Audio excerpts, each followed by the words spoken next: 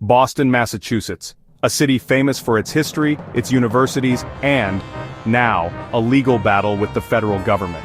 In a move that has stunned political circles, the Department of Justice has filed a lawsuit against Boston over its immigration enforcement policies. But what does this mean for the city, its residents, and the broader immigration debate in America? Let's break it down. The lawsuit targets Boston's so-called Trust Act, a law designed to limit local police cooperation with federal immigration authorities. Mayor Michelle Wu has been a vocal defender of the city's policies, calling them essential for protecting immigrant communities. But the federal government sees things very differently. According to Attorney General Pam Bondi, Boston has become one of the country's worst sanctuary offenders. She claims that the city's policies actively undermine federal law enforcement, putting public safety at risk.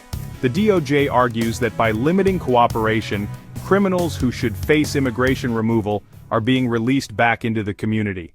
But Boston's city leaders push back hard. Mayor Wu described the lawsuit as part of an authoritarian agenda, asserting that the city has the right to enforce local laws and protect constitutional rights. She highlights that Boston is consistently ranked as one of the safest major cities in the nation, an argument the city hopes will support its defense.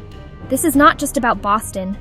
This lawsuit is part of a larger nationwide conflict between the federal government and cities with so-called sanctuary policies. Courts have historically upheld the ability of cities to set local enforcement priorities, but the Trump administration is challenging that precedent aggressively.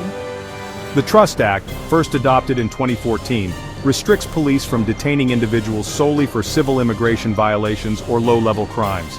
It does not prevent cooperation with federal authorities in cases of serious criminal activity.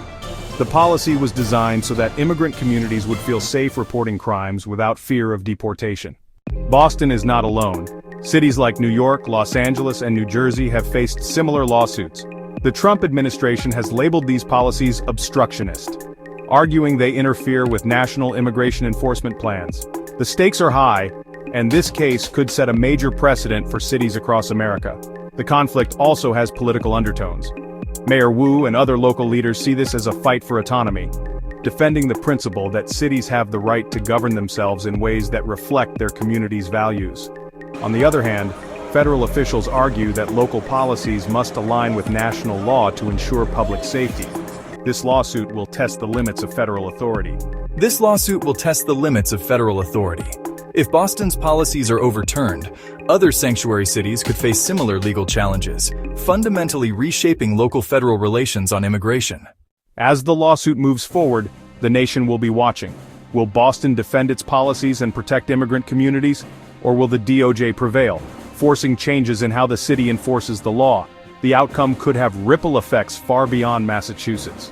One thing is clear: the battle over sanctuary policies is far from over. Boston is at the center of a legal and political storm that raises questions about local rights, federal power, and the future of immigration enforcement in America. Stay tuned as this story unfolds.